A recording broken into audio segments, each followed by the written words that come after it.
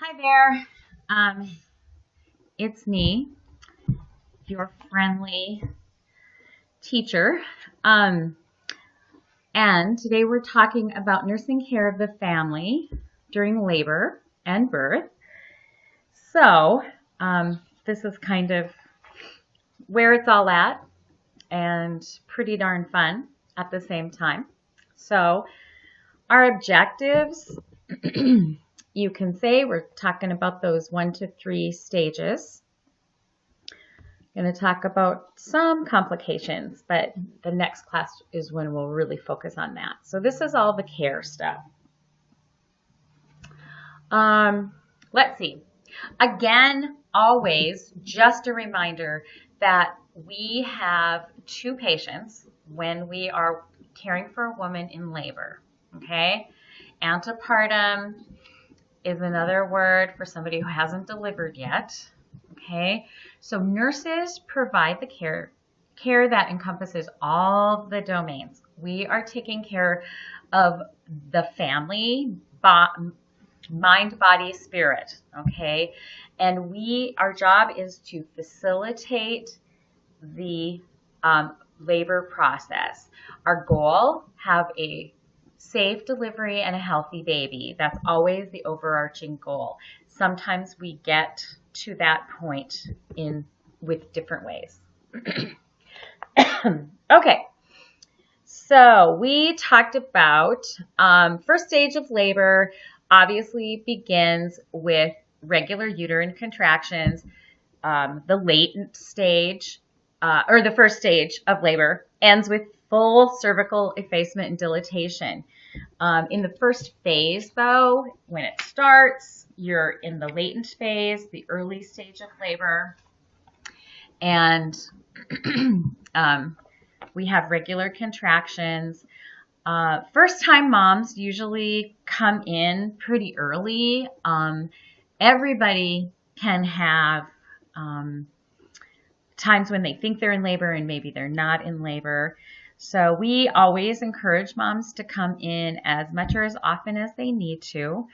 And then we just send them home. And sometimes they're really upset when we send them home, but we always try to encourage moms to stay home until they're too uncomfortable at home, unless they have a history of rapid labors. So, because they'll be more comfortable at home, but we are worried about mom's emotional health also. So sometimes mom is too afraid to stay at home, and so we will look at the prenatal data, see what that woman has as far as risks, and like I said, if we'll check and see if mom is really in labor, and if she's not, we will send her home as long as the baby's doing okay. So anytime a woman comes in antepartum, comes into OB, obviously she's going to be monitored. You can see the picture of the monitor. We don't admit patients right away. We kind of admit them as outpatients, and we do triage. Okay, usually triage takes at least an hour to 2. All right. And during that time, we'll monitor the baby, we check mom, and we'll let mom walk for an hour, check mom again, and see if there's been a cervical change, because that's the only way that you can know if the labor is true or not, is to have a cervical change. Okay. EMTALA, that's just the emergency piece where we can't, and I told you guys about the whole Galveston thing. Maybe I didn't tell you. Maybe I just told my clinical group, but we have to, emergency rooms and obstetrics units have to take all patients. If somebody is in labor or thinks they're in labor, we have to take care of them. We can't turf them to another hospital.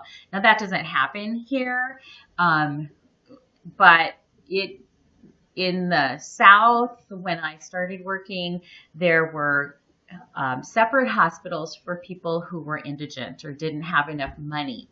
And so we would ship them off. Well, it's a pretty nasty thing to do if somebody is in labor. We would make them, if the mom was 5 centimeters or under, we'd ship them off to Galveston, which took a drive and then a ferry ride to get to the indigent hospital. And so just not a good thing. And actually the hospital that I worked at was the first hospital in the nation to get a huge fine when the EMTALA laws came up.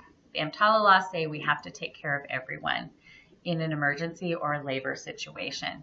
Okay, so here are 3 phases of the first stage of labor. Remember, you need to know this slide. We've already talked about this, and so I don't think I'm going to go over it again. All right. Now, this slide is really important, and I talked about this in the last Tegrity. You can see what mom's uterus pushes the belly up as it tightens up and it's pushing out all that blood. If you think about a muscle, when you flex your muscle, it kind of raises up, concentrates itself and raises up. So you can feel that. And here's the fundal area. And you would feel that area with your fingertips. Here's a contraction. We talked about that yesterday. So you have the increment, the acme, and the decrement. So it's going up, it hits the peak, and oftentimes, I will 99% of the time, I'm going to talk about the peak of the contraction, and then the decrement is when it's moving down. We talked yesterday about the duration of the contraction, and then the frequency of the contraction. We count from the beginning of one to the beginning of the next. All right, the duration, we count from the beginning of the contraction to the end of the contraction. The most important, honestly, the most important part of this whole process is the relaxation time. We know that we have to have times where that pressure, the contraction goes away and the pressure goes all the way back down to the baseline. That period of relaxation is when the uterus will fill with blood once again and reoxygenate the baby in preparation for the next contraction. Okay, so this is an important slide to know. You need to understand this. If you don't, you need to come talk to me. We'll look in the book first, but we want contractions to be at least 90 seconds apart, so a minute and a half, because of that really important relaxation time. Okay, let's see. So the intensity equals the strength of the contraction, and like I said yesterday, we touch the fundus, the top of the fundus, with our fingertips, and it's kind of how far you can indent. So like mild would be a slightly tense uterus. It's easy to indent it. Moderate, it's firm. Strong is a rigid board-like abdomen. And what do we know is a consequence of a rigid board-like abdomen? What's that a symptom of? If you said placental abruption, you would be right. So now, it's all well and good to say, yeah, we're going to feel the fundus with our fingertips. But if someone has a lot of adipose tissue, you can it still raises like this.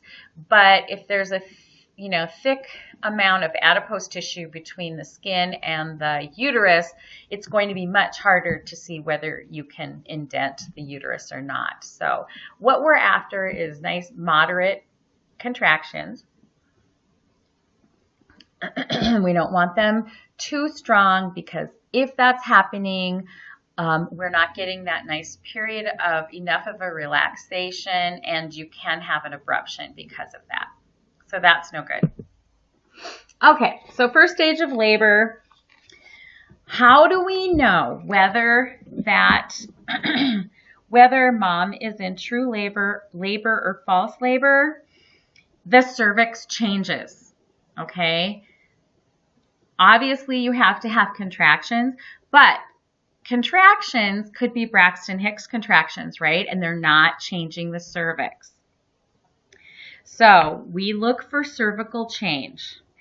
And obviously labor is progressive, so we want the contractions to get regular and closer together.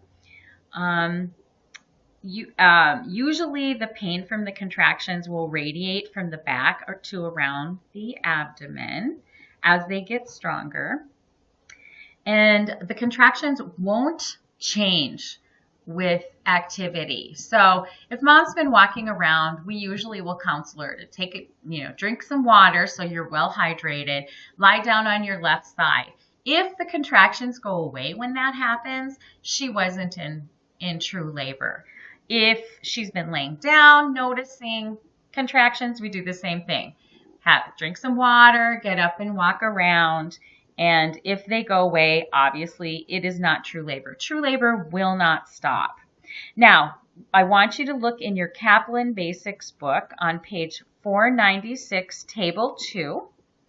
And that talks about true versus false labor, or page 431 in your text. But knowing whether it's true or false labor is very important.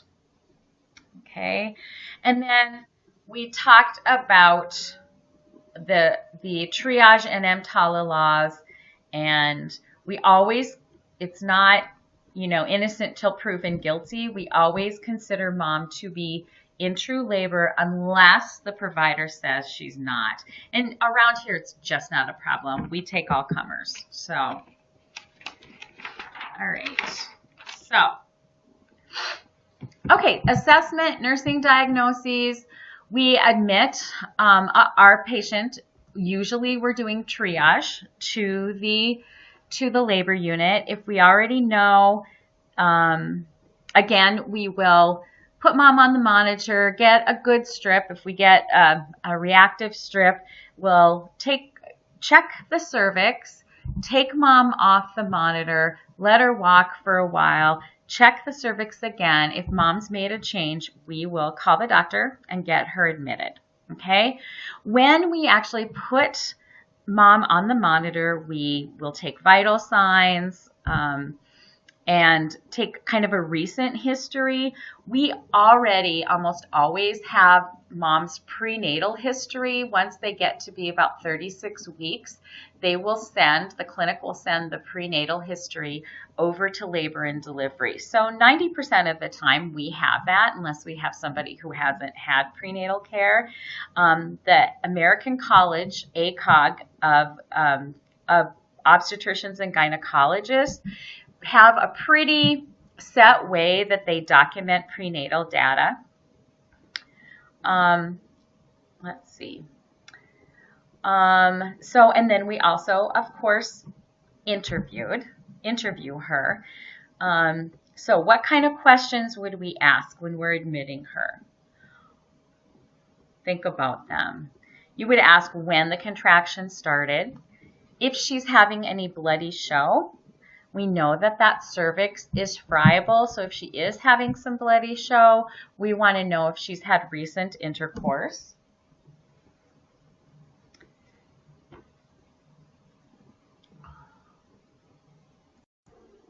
Okay, so back to the assessment.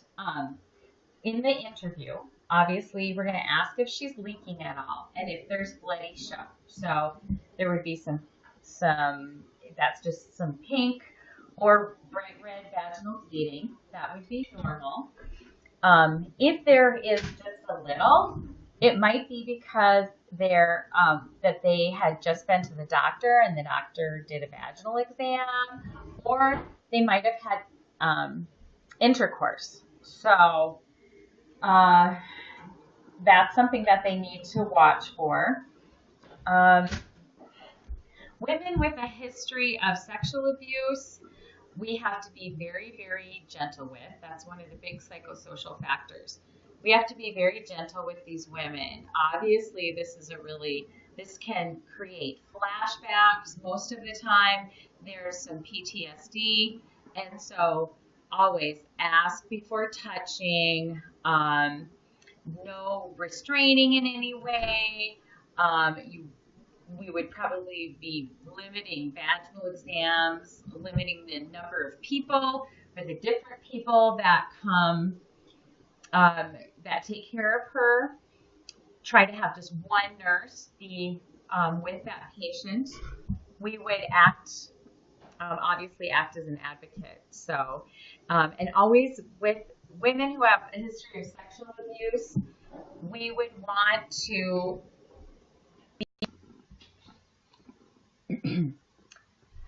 so we have to be ready for extreme reactions, okay? And we always have to kind of keep that in mind. We don't always know what the history is, and so we may have patients who act very strangely, and that would kind of give us a cue that maybe there had been some sexual abuse beforehand. So really important to act as an advocate, discuss any fears and concerns if they will discuss that with you.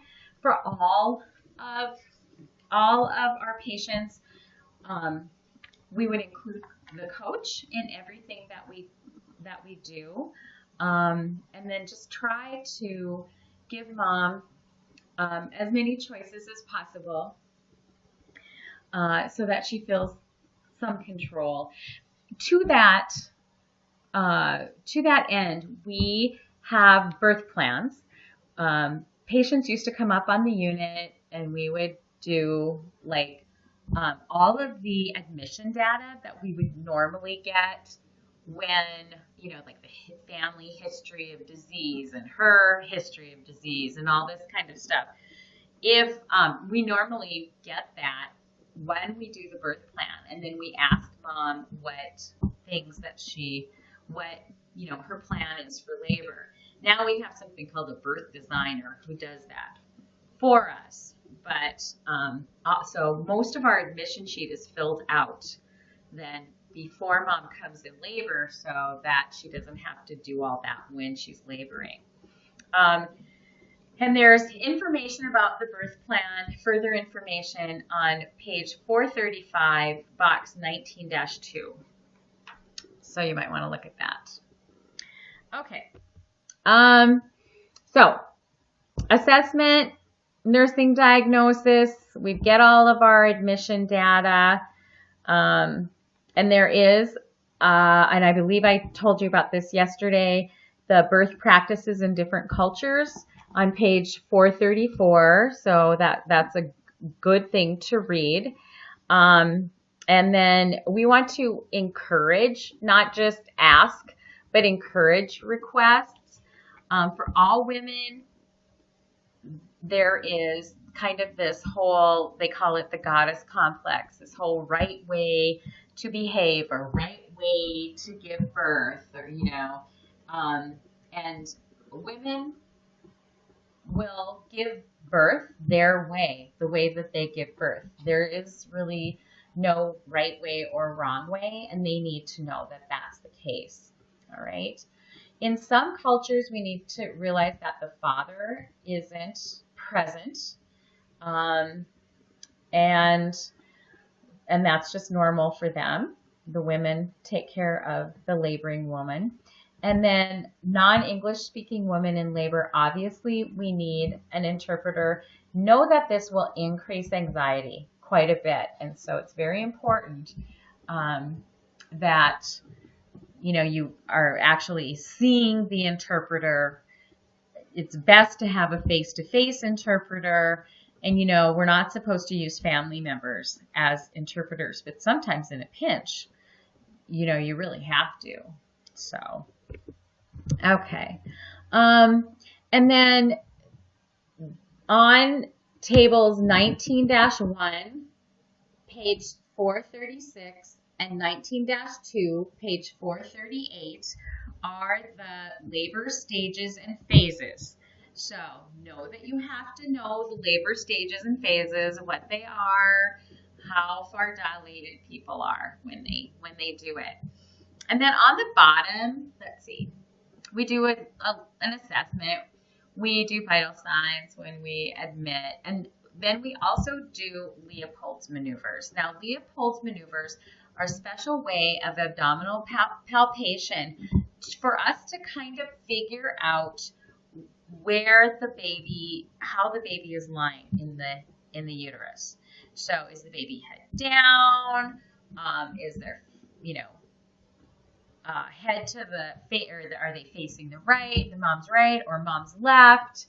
And usually you can tell the difference between a butt and a head when you do Leopold's maneuvers. Obviously, if mom is obese, it's harder to do that. But we basically, and I will demonstrate this for you, but you want to find where the fetal part is in the fundus. And then you feel, so the fetal part in the fundus would normally be where? Would normally be where? It would be the butt, right? And then you go down and you palpate and find the fetal back. Obviously, that's going to be hard and smooth all the way down as opposed to kind of lumpy with hands and feet and legs there. And then you figure out what the presenting part is, and that's right here. And you're going to feel this cephalic prominence. So you want to try to feel for the back of the baby's head, which obviously is going to be on the same side as the back, okay? And you can also tell whether or not the presenting part is engaged, so down into that pelvis, into the pelvis where it doesn't float up again, or if it's floating. So with Leopold's maneuvers, you can really find all that out. Now, obviously, it does take a lot of practice. And box 19-5, page 440, you need to know what you can find out from Leopold's maneuvers. So that is an important one to know. Okay, excuse me. Still on the first stage of labor. Once we do Leopold's maneuvers, we're going to put like I said before, the ultrasound monitor piece down where close to the baby's back, close to the baby's head, okay? So it may be on this side, it may be on this side, and then the toco, which has a little button on it for the contractions, is right up here on the fundus. And mom is pointing that out for us. That was really nice of her. And we're going to get at least a 20-minute strip. We want to see reactivity. Remember, an A cell that lasts 15 seconds and goes up 15 beats per minute. And then we're going to check to see what the frequency of contractions are. So from the start of one to the start of the next. The intensity, that's when we put our fingertips on the fundus, mild, moderate, or strong. The duration, which we count from the beginning, the start of the contraction to the end of the contraction. And again, these are things that you need to know about. These are basics of labor. And it's really important to make sure that when mom isn't having a contraction, we can palpate that and the uterus will feel softer. So we have that resting tone. That's what that means. Okay, so our vaginal examination, if mom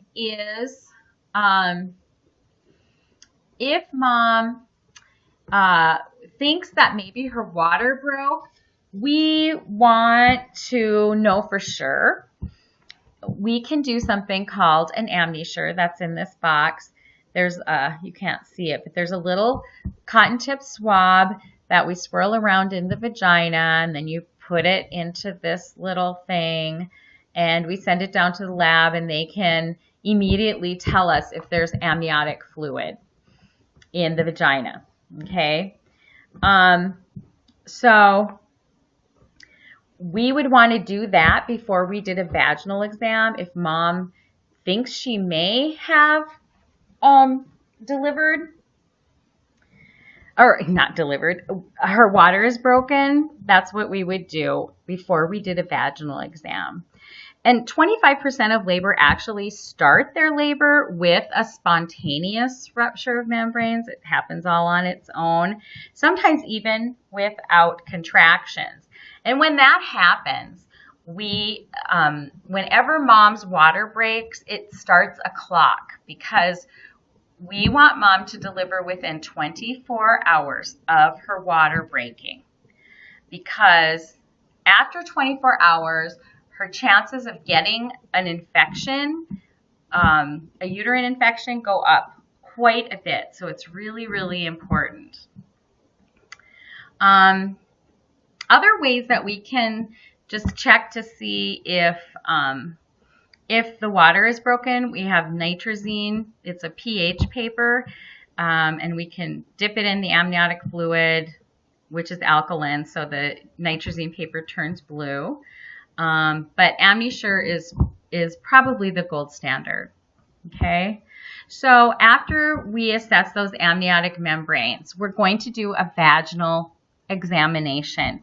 In the vaginal exam, we like to get a baseline.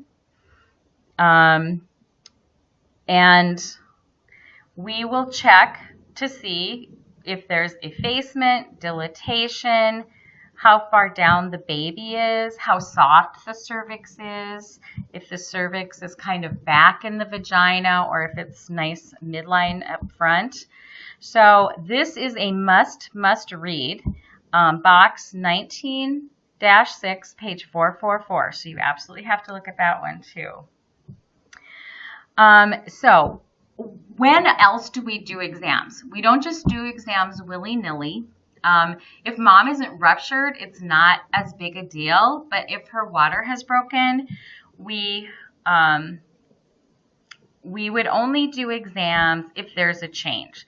So if the contractions are a lot stronger, if mom's feeling pressure, if we see early decelerations, if there's a drop in the fetal heart rate or we see some fetal distress, and we try to just limit that until she's complete and pushing. And then we will check periodically to see if the baby's coming down while mom is pushing. So just remember that when the bag of waters breaks, she's got 24 hours to deliver, and we limit vaginal exams when she's ruptured. Okay. First stage of labor.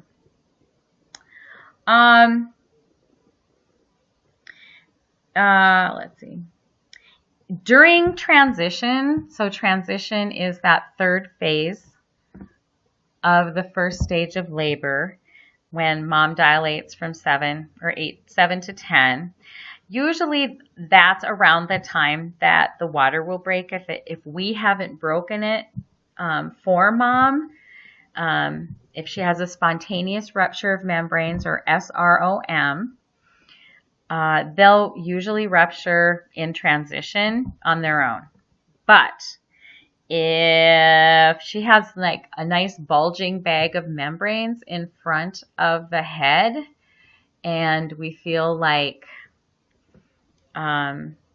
obviously if there's like a soft cushion between the baby's head and the cervix, things are not going to move as quickly as if you have a nice hard head pushing against the cervix. So usually if you rupture membranes, then things will speed up a little bit. So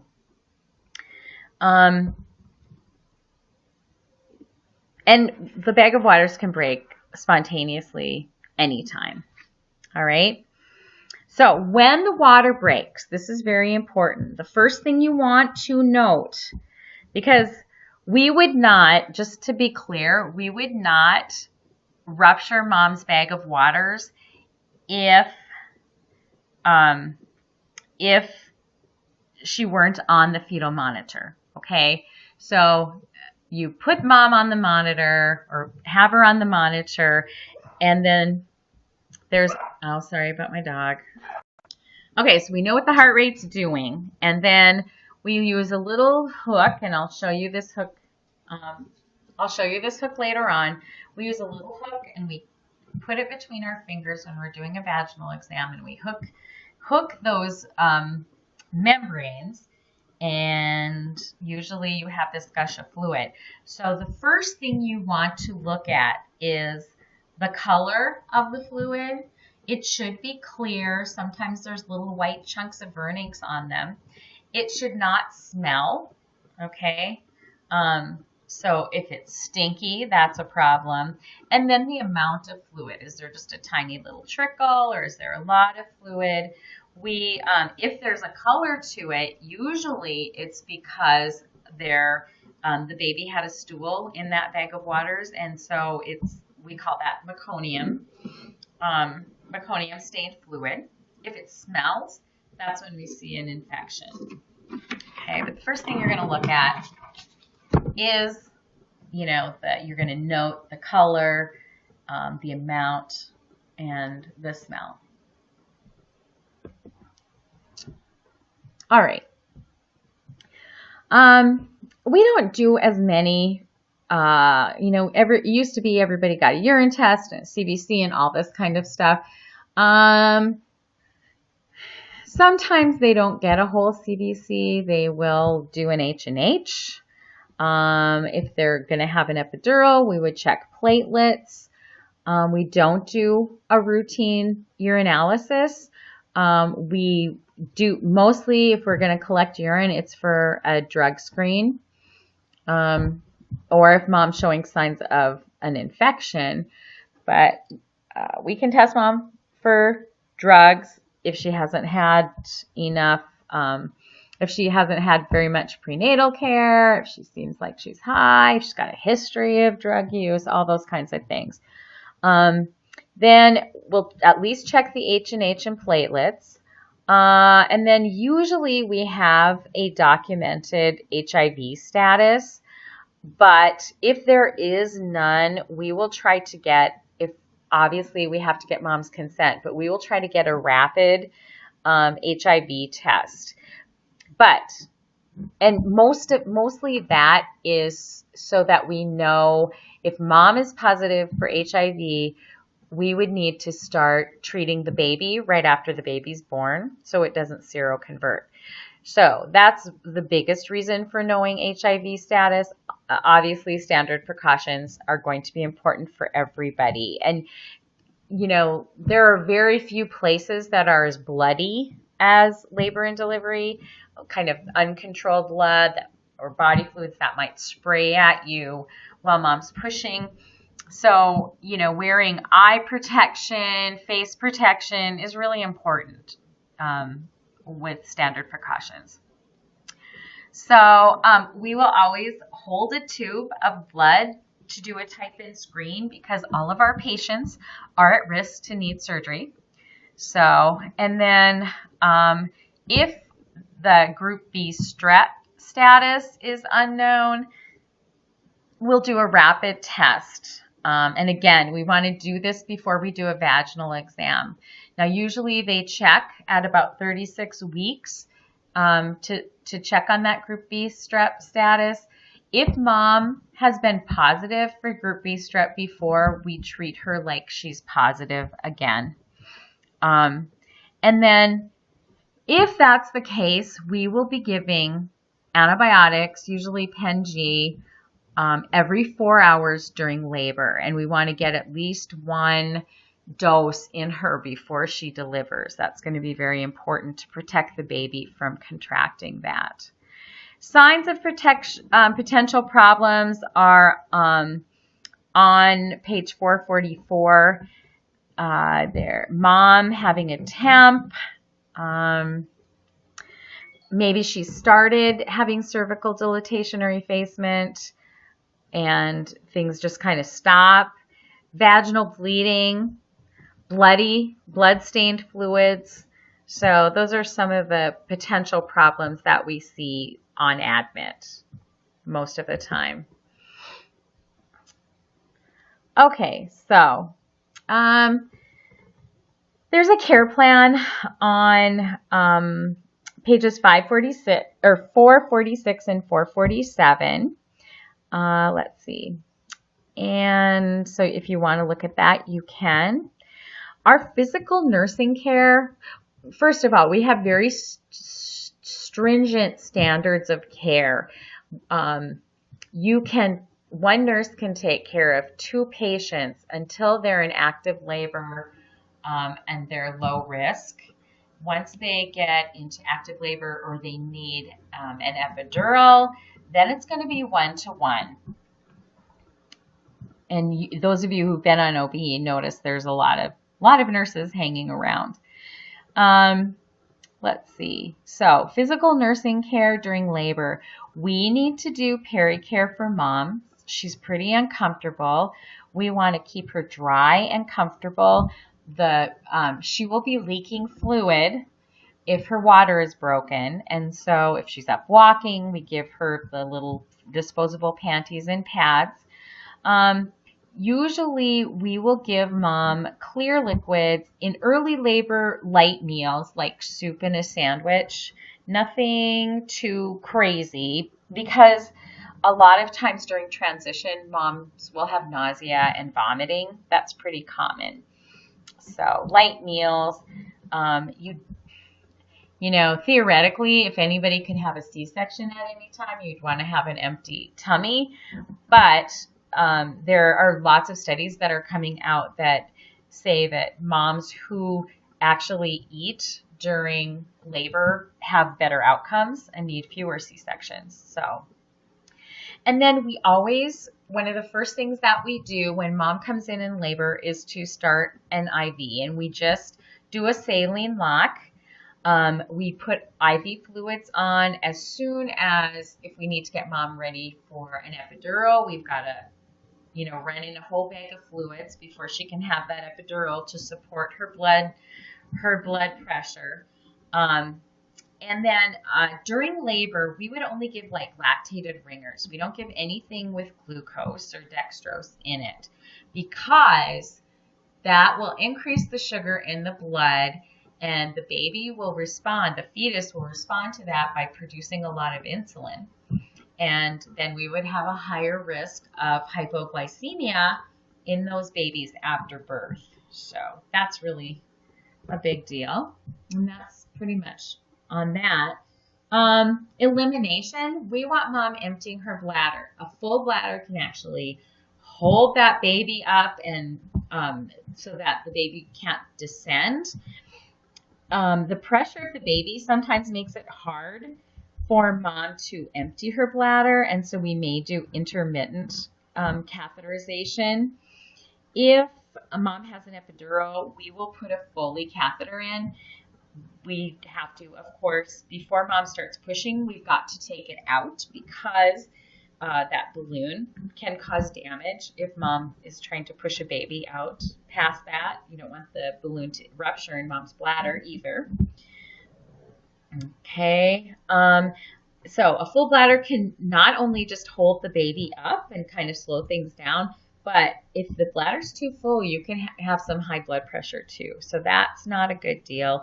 Bowel elimination, poop happens during in labor. A lot of times women will have loose stools when they're kind of in that 24 to 48 hours before they go into labor, but they need to be ready and know that during pushing, they may be pooping at the same time. And that's just part of the deal. We used to give women high, hot, and hell of a lot enemas, okay? And some women still like to have like a little, just one of those little enemas that they can give themselves so they can clean themselves out before labor. But really, we're all used to it, and so it's really not that big a deal. Moving is critical, so as long as mom can ambulate, we want her to be ambulating. Even if she's just standing beside the bed marching, that's a good thing. moving her hips from side to side and back and forth, bouncing on the labor ball, sitting on her hands and knees and rolling her butt around, squatting, leaning over the head of the bed. All this positioning really helps the baby do the cardinal movements that it needs to do to come down. And so if you have a mom who's not moving, you're going to have a much slower labor, definitely. And there's a box about this on 19-8, page 451. You can look at that if you want to. But know that positioning, ambulation, movement is critical during labor. Mom can't just lie on her back. And that's the thing, once we have epidurals, mom is often sleeping, but we still need to be moving her from side to side because her positioning really makes a difference for that baby being able to come down. So that position changes during labor are essential, even if mom has an epidural. And I often worry that nurses just, once the epidural's there, they don't worry about that positioning, etc. And so, and that just isn't right. We need to move mom around. Okay. Even if it's just side to side during, have a few contractions on the left side, then roll over to the right side, have a few contractions there. So, we look at mom's birth plan. We try to do as much as we can. We try to help mom maintain control or figure out ways that will help her maintain control. We have to give non-judgmental care. One of the most important things, because this is such an intimate area, we have to establish a relationship with that patient. And no matter what, if mom comes in high on meth, if mom is a heavy smoker, or if she's drunk, the important thing is that we establish a relationship with our patient so that she will listen to what we do and knows that she has an advocate. And then we will constantly educate for each step of the way. There's always going to be education that we need to do. We want to help control pain. That's a big part of our plan of care. Try to protect modesty as much as possible, although most moms will say by the end, it's, not a big deal. And then conserve energy. Try not to let mom get too worn out in that early stage of labor because she needs to conserve her energy so she can push the baby out. All right. So those are the things that the nurse has to do. We always need to involve the partner. A doula is the next thing. That is a professional labor support person. She does not do nursing care. She is there to help support the couple. And these are people who they're not licensed. They might have a certification, but they're not regulated at all. And people are paying them money to come and hang out with them during their labor. Let's see. Grandparents, it's crazy, but sometimes there'll be, a bunch of family members in the room watching the labor and delivery, kind of crazy. Traditionally, it's kind of hard for grandmothers to, moms to watch their daughter's labor. All right, my brilliant daughter just gave me a microphone so that hopefully we don't have as much noise of my husband running around, so that we can get this done. Anyway, so it's hard for moms of the laboring woman to watch. It's not an easy thing necessarily. Siblings during labor and birth, you want to be sure that they know what's going on. So preparation is critical. Mom may cry and say scary things, and she's obviously in pain. So they really, if there are younger children in the room, and even school-age children, they need to have another person there to support them. It can be traumatic for them. So preparation is critical. Some rehearsal, but some people want their whole family there, and that's just kind of a cultural thing that they want. Some people just do. Okay. If you have emergency interventions, and you can have an emergency anytime during that labor and delivery, up until the shoulders are out, okay, or even afterwards, if the baby would start having problems, or if mom starts bleeding, they need to know that if some of that goes on, they're going to have to go out of the room, because it can be really, really scary. So, and this is just, I like this picture. It's just kind of a graphic of the people who are with mom, and kind of all those people who are communicating with her and supporting her. And support goes to the mom, and she and her partner need to be able to feel free to have requests, and that goes out. And the random folks, I think we could just keep out of there, right?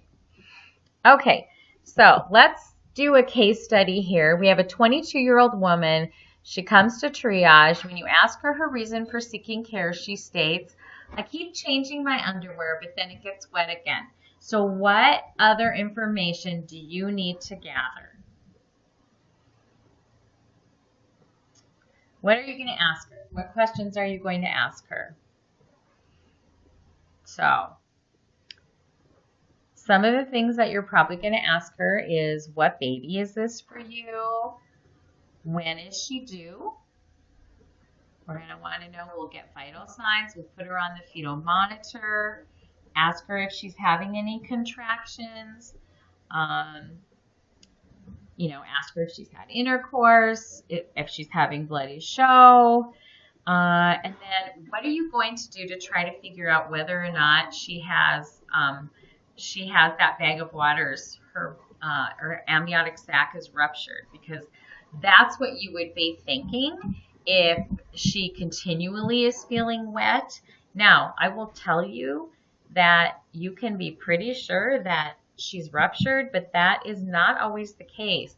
Sometimes baby is doing the rumba on her bladder, and she will just wet herself. And especially in the latter part of pregnancy, that happens. There's way more pressure on her bladder, and she may not be emptying well. So you also want to ask about signs of a UTI, right? Okay, so, but you're going to be highly suspecting that her bag of waters is ruptured, and we need to figure that out, right, so that we can start the clock. So what are some things that we can do to figure out if her bag of waters is ruptured? So if you said you would check, maybe dab some nitrazine paper on her underwear, that's a screen that you can do, and then get an amnisure before you would do a vaginal exam.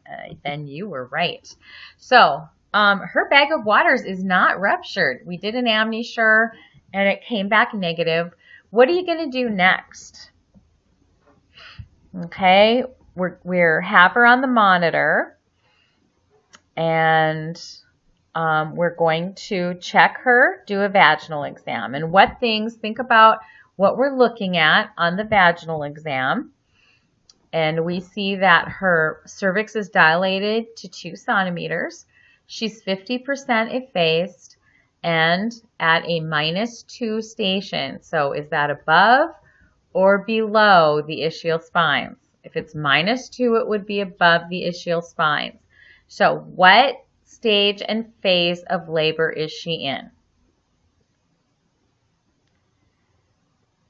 If you said stage 1, early phase, or latent phase of labor, then you're right. Okay, so what are you probably going to do next? You want to probably, if you've gotten a nice reactive strip, you'll probably take her off the monitor and let her walk. You want her, probably put a pad on to see if she's still looking. And then we let her walk for an entire hour. See if the contractions are getting stronger, because we always remember that labor is a progressive thing. And then when she's walked for a while, and you want to observe her when she's walking. Is she just walking around pretty quick, or does she have to stop and breathe through her contractions? Those are things that you can assess too, just by watching her. Then put the monitor back on, do another vaginal exam. If that pad is pretty saturated, I would push some nitrazine paper on there. Urine doesn't generally turn the nitrazine paper blue, it's just amniotic fluid. Okay. So, you call the doc, you checked her again, there's no change to her cervix, and so you get orders to send the patient home, and she says, I can't believe you're sending me home when I'm so crampy. How am I supposed to sleep tonight? All right.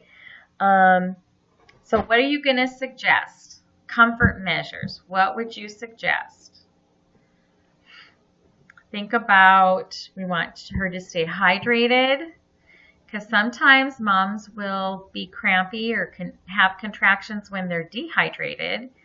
Rest on her left side, prop up with pillows, maybe put a pillow behind the back, in between the knees, and underneath the belly, just kind of support it. Warm showers are really good.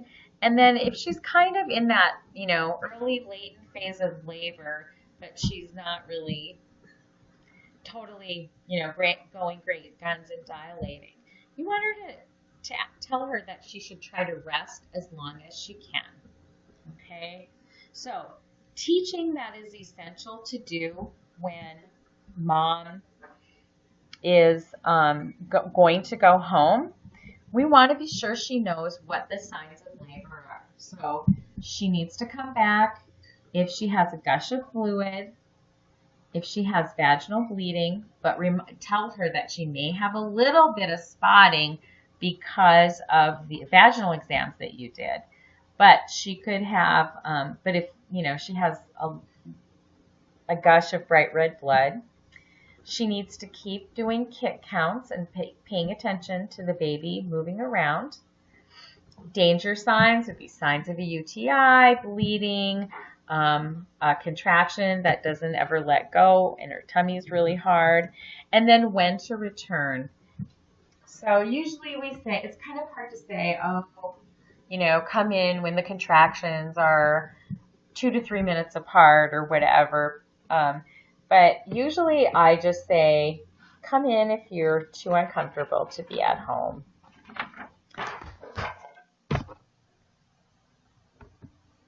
It's just really hard to know. So these are the tools of labor and delivery. You can see the beds that we have, the bottom where the legs go, totally comes off all the way. We do have like little stirrups that women can rest their legs in, but we almost never use those anymore. There are also foot pads that mom can put her feet on just to rest her feet, and then generally there's somebody to help her hold her knees up when she's pushing. There's bars for her to hold onto. We also have like a labor bar that would fit over the front, and mom can squat on the bed. Mom can go on her hands and knees on the bed and kind of lean over the top of the bed. And again, getting her up and moving as much as possible is a really good thing. So here is the delivery table. We try to not set this up until about, until mom is getting closer. So we think we're about 20 minutes out for delivery. There's sponges, so we have to do an instrument count and a sponge count because you'd be surprised. Sometimes these little suckers get left up in the vagina and nobody realizes it until things get stinky. Here is a bulb syringe to clean out baby's nose and mouth when the head comes out. Here you can see here a little cord clamp. That tube is to collect cord blood in. This is for the placenta. We actually drape. We'll drape mom. Some doctors will, or some will just put a sterile pad underneath her bottom when she's close to delivery. And doc stays sterile, wears a sterile gown, wears sterile gloves, knowing that, they're working on a clean or dirty area of the body. It's not like you're in an incision, doing a C-section, but we do try to keep things as sterile as possible. And then there's sutures to stitch mom up, and this set has the lidocaine for local anesthetic if they have to do a repair to the perineum. So, okay. All right. So we end the first stage of labor with what? Mom is completely dilated, completely effaced. Once she has that Ferguson's reflex and she has an urge to push, usually around that time we'll see an increase in bloody show. Mom gets shaky during transition and is breathing faster. The contractions, actually, when mom is ready to start pushing as we're going into that second stage, usually the contractions will space out. They're strong and they last longer, but they'll space out a little bit, and that's just Mother Nature's way of letting mom rest in between the pushes, because pushing is the really, really hard work. A lot of times, moms who are unmedicated or don't have an epidural will say that after laboring, that it feels good to push because they can kind of do something with the pain, and they know that it's close. So it's really exciting. So the second stage of labor is the pushing stage, and you guys know it can last from 1 to 3 hours, or it can last from 2 minutes to 3 hours. Some moms push once or twice and the baby's out. So nurse is at mom's side, also is alerting the team to get ready. We have the nursery will come in and bring an overhead warmer and a radiant warmer and start that, turn that on so we have a nice and warm environment to put baby in case the baby needs resuscitation. They'll pull out their oxygen and their suction. And the nurse is in constant communication with the doctor, letting them know. The doctors don't like to come and sit for a long time, so they usually get a little cranky if the nurses call them too soon. But a lot of times, if mom's not crowning when they get there, they will kind of help with the pushing. So we're going to be assessing vital signs every 5 to 30 minutes during this time. And we'll be watching for that fetal descent. And here, these pictures show, oops, I'm totally on the wrong slide. These pictures show as mom is pushing, the head actually,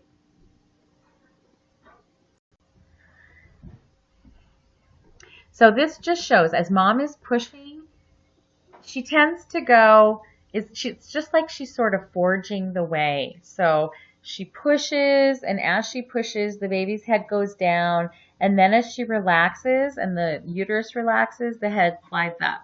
And she pushes again, and it goes a little further. And so with each push, hopefully we're going a little further. So here, mom is just starting to crown. You probably can see this with a little push.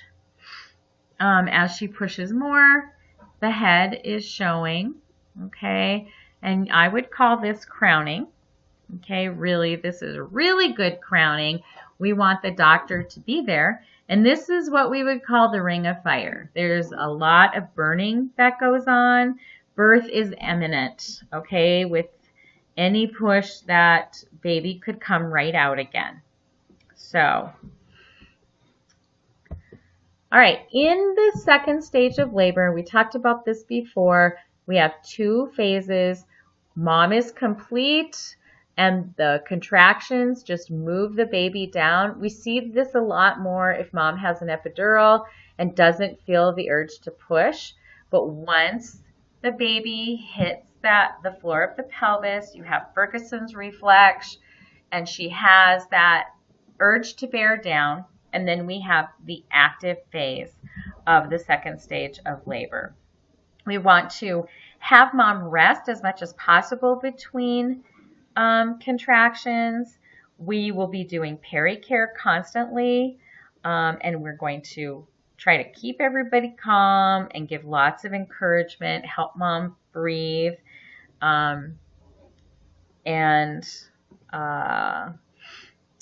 let's see. When mom is complete, if she has an epidural, because the epidural sort of slows everything down, we turn off that continuous epidural so that her body will wake up and she will feel an urge to push and feel where she's pushing. And these are just different things that we do. This is tug of war to help mom push. It's the same muscles that we use to have a bowel movement, but the urges, a lot of times moms will hold their breath, and in the old days we had mom hold her breath and push, and that, is not very safe. So now we do something called open glottis pushing, and mom can make noise while she's pushing. So, and there's a table on page 456, 19-4, maternal progress during the second stage. So you can look at that if you'd like. Okay, so preparing for birth. Mom can deliver in lots of different positions. My favorite is mom laying on her side, but in Western countries, supine with the head of the bed, like Sammy Fowler's, is what we still do to moms, despite the fact that it makes more sense to have mom up and down because of gravity helping her out. So usually, obviously, it's easier for the physician, actually. But in lots of countries, moms will be kneeling, or moms, we've delivered babies squatting on the floor.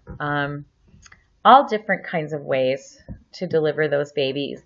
And lying supine and semi-Fowler's puts the most stress on the weakest part of the perineum. And so mom is much more likely to tear too. Okay. We want to coach mom not to hold her breath. Okay.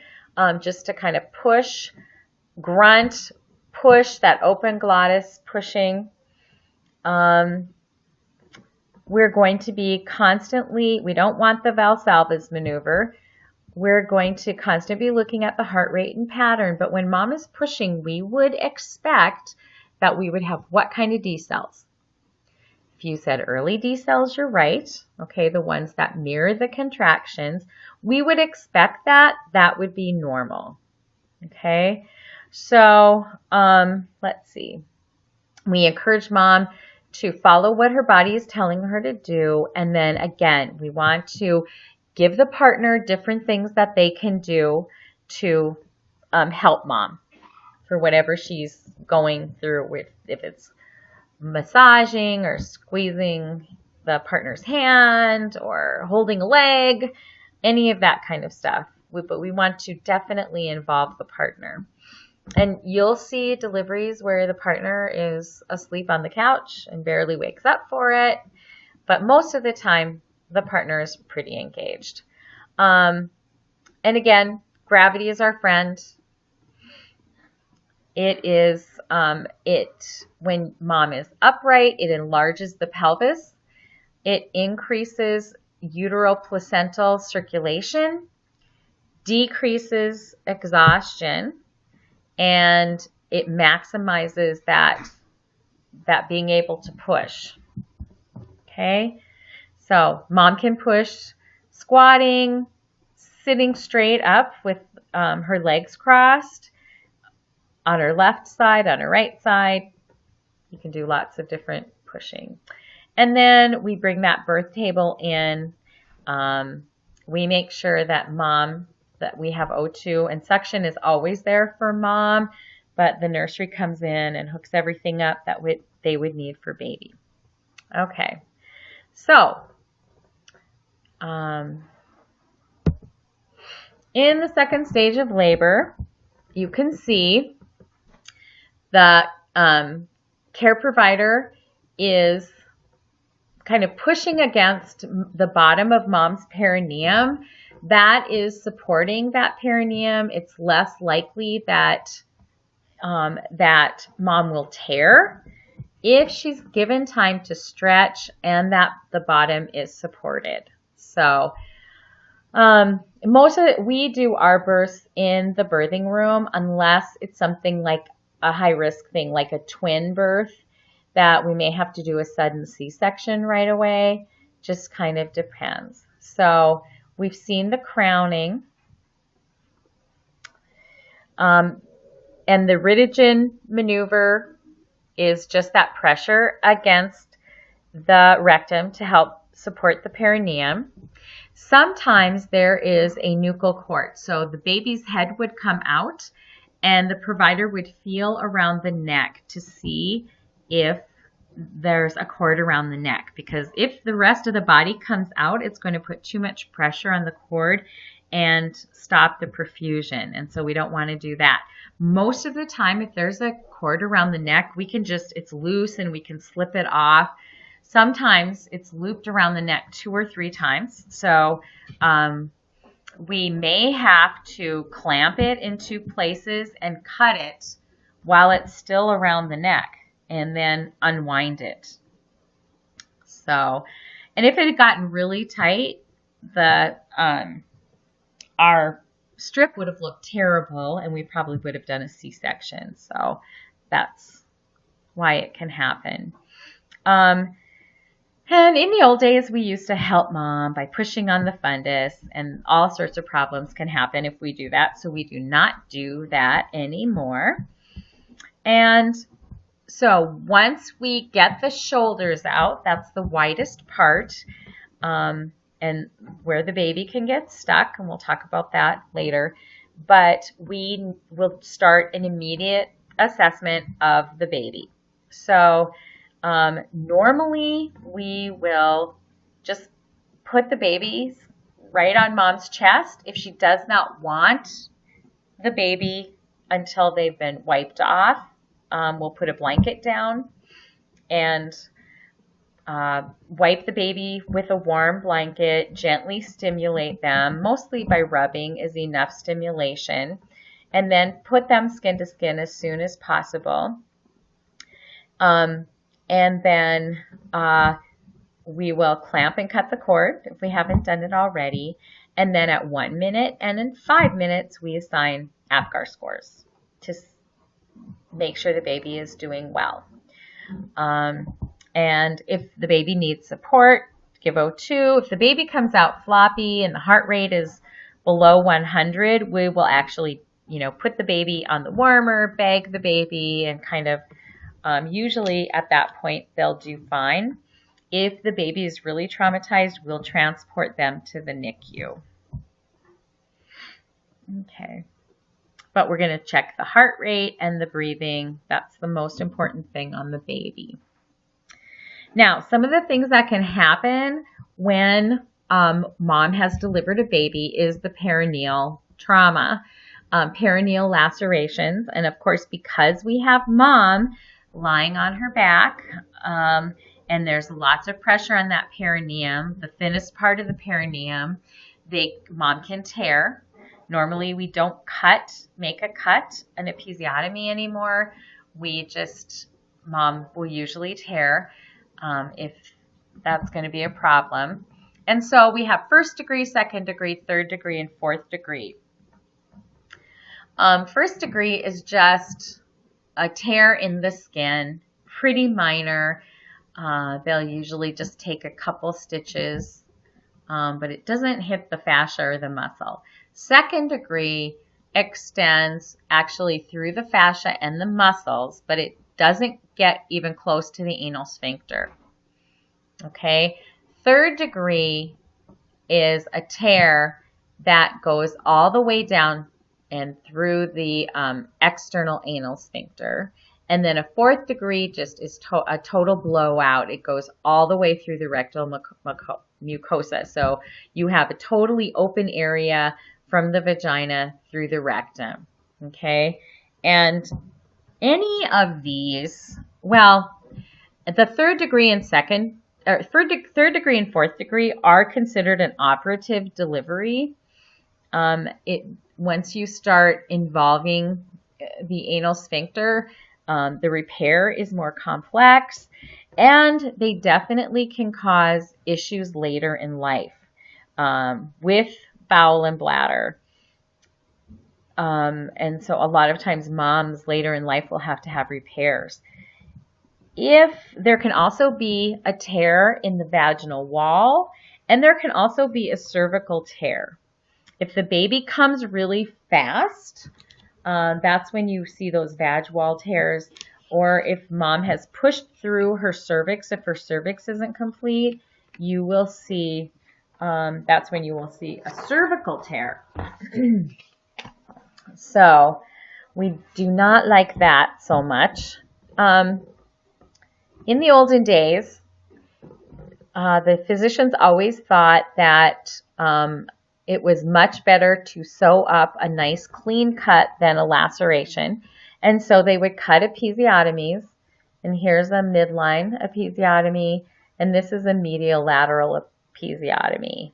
There was a lot of trauma, a lot of blood loss, much more increased healing time, obviously. And now there's probably about 10%. They're going to cut an episiotomy only if they really need to get that baby out. And like I said before, I really like a side-lying delivery because it slowly stretches the perineum. There's less direct pressure on that midline area here. And the pressure is over here if they're lying on their side, and it's thicker. So it will just stretch before it tears. There's less blood loss. There's less trauma. It's sweet. But it is more difficult for the provider to do the delivery, but definitely not impossible. Okay. So sometimes if there are little tears, we call them skid marks. We will actually not even do a repair. That area is incredibly vascular, and so it will heal very, very quickly. Cervical injuries aren't as common. They can have an adverse effect if there's scarring on the cervix. You can have problems down the road, or have a hard time actually having your cervix dilate the next time because there's scar tissue.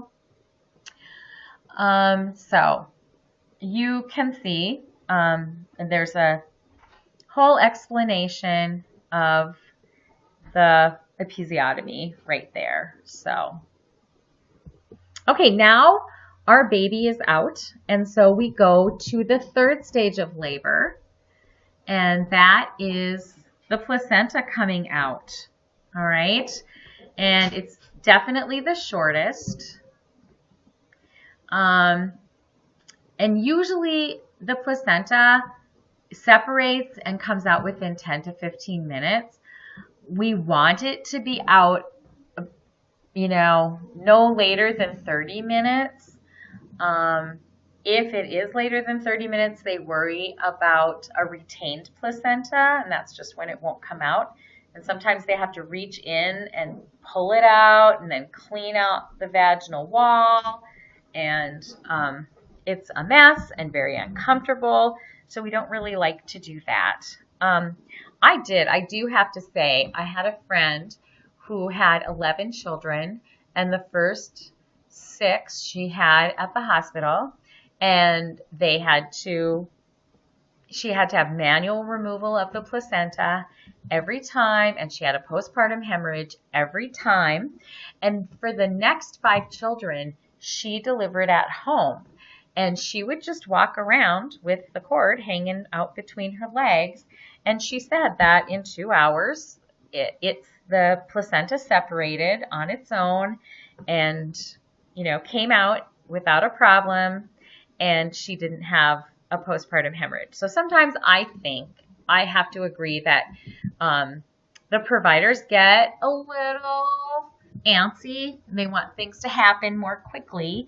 But I think usually if you can be patient, it will separate. Now, you need to know the signs of when the placenta has separated from the wall of the uterus. And here they are.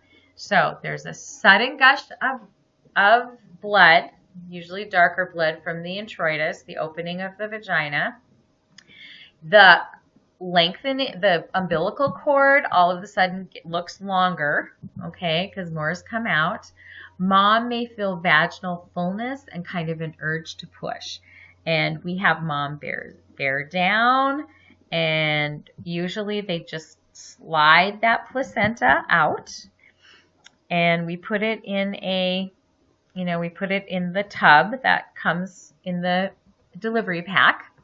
And then right after that placenta comes out, we're running mom's IV fluids at full bore, and there's oxytocin, 20 units of oxytocin in that 1,000 mils of fluid. And so that oxytocin, we're giving Pitocin to stimulate the uterus to contract so that mom does not have a hemorrhage, right? So once the placenta's out and we're massaging the fundus, making sure that it's firming up, the doctor is going to examine the placenta, make sure that it's intact, that there aren't little pieces missing. Also going to look at the cord, make sure that there are 3 vessels to the cord.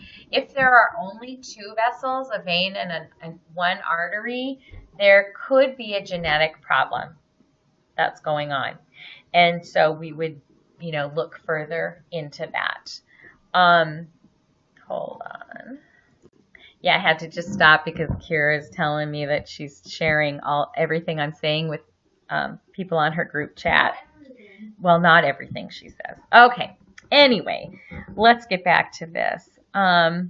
So we examine the placenta, make sure that's okay. And obviously what we're looking for in the cord is 2 arteries, 1 vein. That's important to remember. And then the placenta, if there's been meconium in the amniotic fluid, if mom spiked a fever during labor, if the amniotic fluid smelled funny, if the baby came out and was having trouble, we would maybe send the placenta down to be looked at. Or if mom preterm labor, IUGR baby, we would send it down to pathology to be looked at. If there's no indication to check it out, we'll throw it away. Some people want to keep their placentas. There's a big deal about actually they take the placenta and dry it.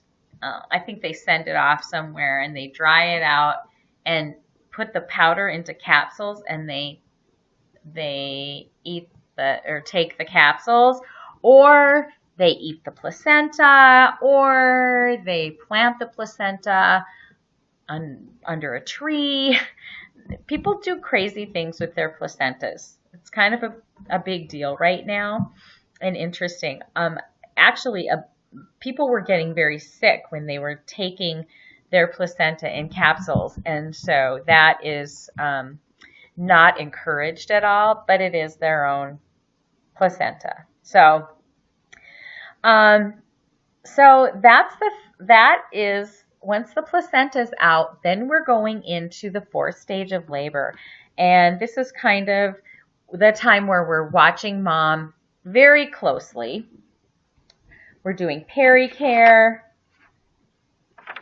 and I'm getting ahead of myself. So we're just going to straighten up the room, wipe up all the obvious blood, and then we want to get the baby to the breast as soon as possible. Usually while we're working to get the placenta expelled, we will weigh the baby, measure the baby, and then give it its eye medicine and its shot, and then get breastfeeding going.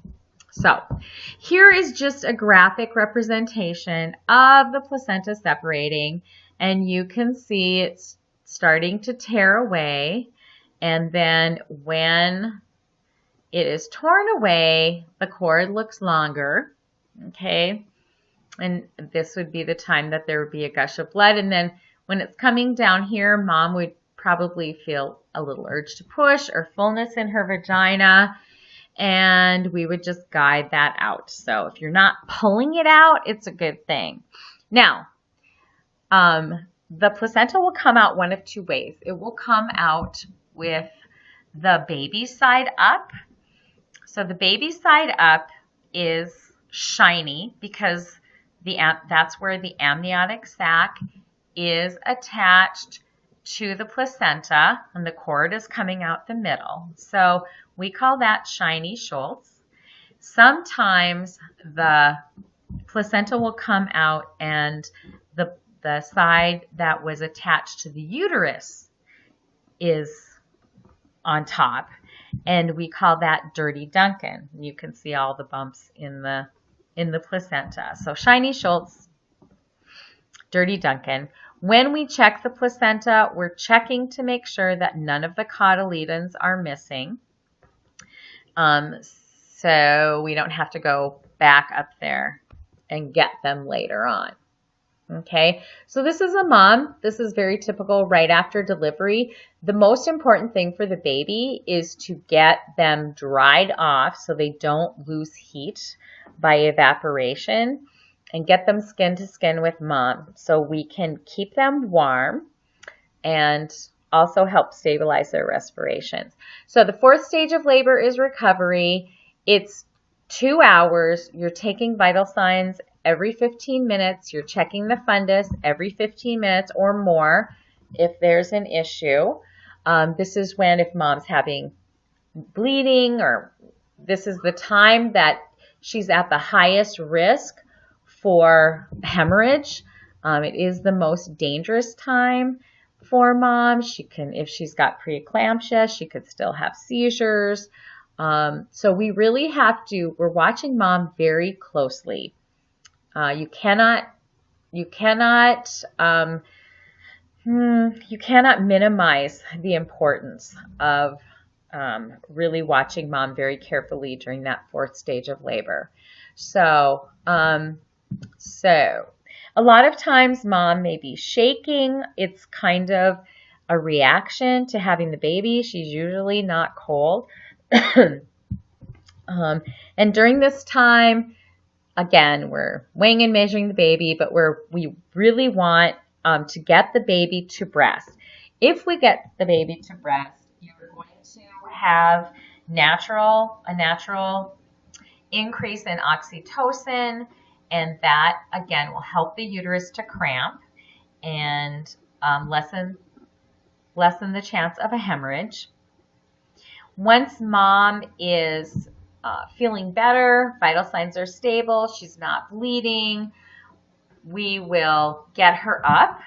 A lot of times it takes 2 hours before we can get her up if she's had an epidural because her legs are still numb and her legs will just give out on her. Even if she can feel stuff, her knees will give out on her sometimes. So that sometimes takes a while. But generally, during that 4th stage of labor, we want to get mom up to void, and then we do a really good job of cleaning the whole room. All the equipment goes out while mom's sitting on the toilet.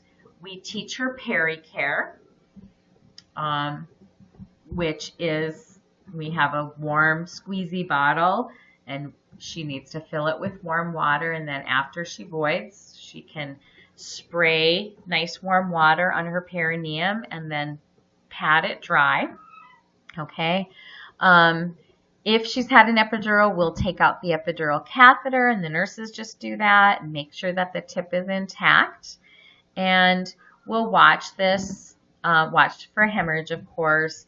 And you know from your postpartum simulation prep work what the risks are for a hemorrhage. So, and that, of course, a hemorrhage is the most dangerous complication of labor. The next most dangerous would be an infection. And you can read box 19-14 on page 469 for more information. Probably should. And let's see. So we will have mom on a regular diet. Usually she's hungry. After the 2 hours is up, the nursery nurse will probably take the baby. We oftentimes don't, unless there was meconium fluid, we will not bathe the baby for the first 24 hours because there is research that says that it's better for the baby to have that. It's better for their immune system, and it helps them transition if you don't give them a bath that early. And then we really try to encourage bonding during that first 2 hours, educate on breastfeeding, keep everybody warm, give them, tell them if there's a problem, when to call. And, we have to be assessing bonding. And so we watch those behaviors and the reactions that we see, and we'll talk more about that later. But we are a baby-friendly hospital, and one thing that baby-friendly hospitals do is initiate breastfeeding in the first hour, keep the family together for the first 2 hours. And it not only is baby-friendly, but it is mom-friendly because it stimulates oxytocin to prevent hemorrhage.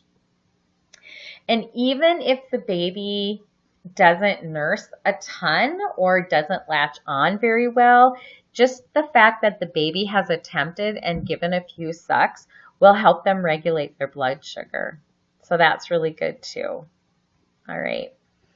There is a clinical case study on page 470 that is going to really help you know more about this. So I would really encourage you to read it. And then here we have the family. You want to be sure you praise mom and the partner and talk about how beautiful the baby is, answer questions, and then having that sibling there introducing the new baby. Oftentimes they're not right there right after the 2 hours. A lot of times they'll come, like a few hours afterwards or the next day. But you really want to stir up excitement for them to love the baby. And you can see this mama and daddy is telling their little boy to give their new baby a kiss. Encourage them to touch the baby, to hold the baby, and we'll talk more about that later too. Okay, so if mom's had a C-section, things are a wee bit different. We used to move the baby to a different room, but now we resuscitate the baby. We have a warmer in the OR, and they resuscitate the baby, and they will try to lay the baby skin to skin with mom across her chest. So we, if she's had a spinal anesthesia, so she's awake, and it's really a nice thing to do. And we, after mom has had a C-section, she goes back to the same labor room that she was admitted to. And it's one-to-one care. You have to stay in the room all the time. We're checking vital signs every 5 to 15 minutes. We're assessing the fundus, and we're assessing the dermatome, so we know when that spinal is wearing off. And mom can't be discharged from anesthesia until she can lift up her knees when she's had a spinal. We're giving ice chips. We're giving pain control. She's got a Foley catheter. She doesn't have to be completely flat, but we're not going to, and we can roll her from side to side, but we don't want her up dancing for sure. Some hospitals, they go to a special recovery unit. At Sanford, the nurses have the same training as the nurses in post-anesthesia recovery. And so they all have ACLS and NRP. They actually have more certifications than, or training certifications than the PACU people.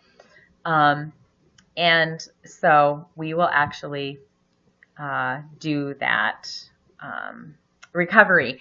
If mom has had a general anesthesia, usually those patients go to PACU just because we do not have enough staff on hand to do that recovery. Okay? And you may recognize this family. This is Lindsay, and this is Otto, her first baby. Okay, question. After an emergency birth, the nurse encourages the woman to breastfeed her newborn.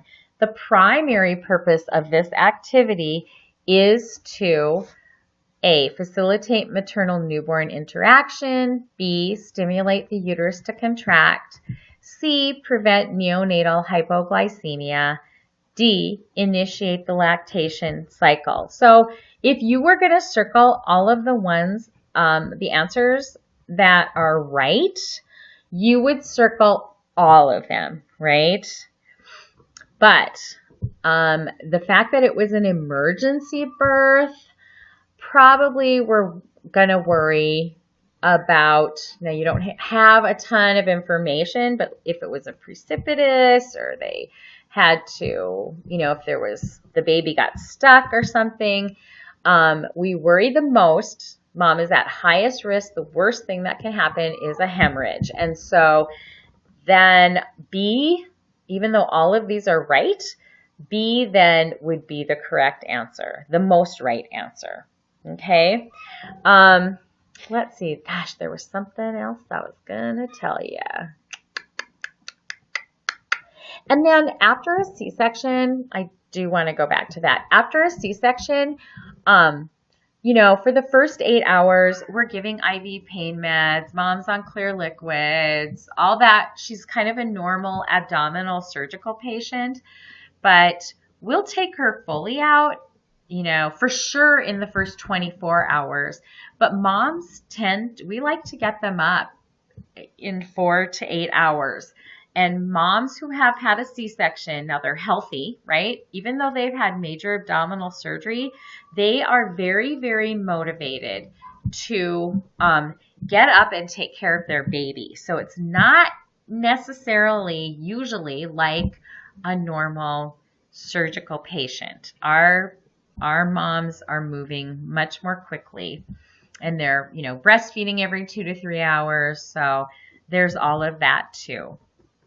So, okay, man, this has not been that fun, has it? I like to be face to face with you guys instead of doing all of these tegrities. But we will take some time and go over some of the things that you didn't get to see.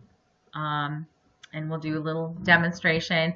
And I would like, by the next class, by a week from Monday's class, I would like you guys to maybe have some questions from the last 2 lectures so that we can have some discussion before. And I do want to still go over exam questions with you guys. So, okay, if I don't see you, have a good spring break.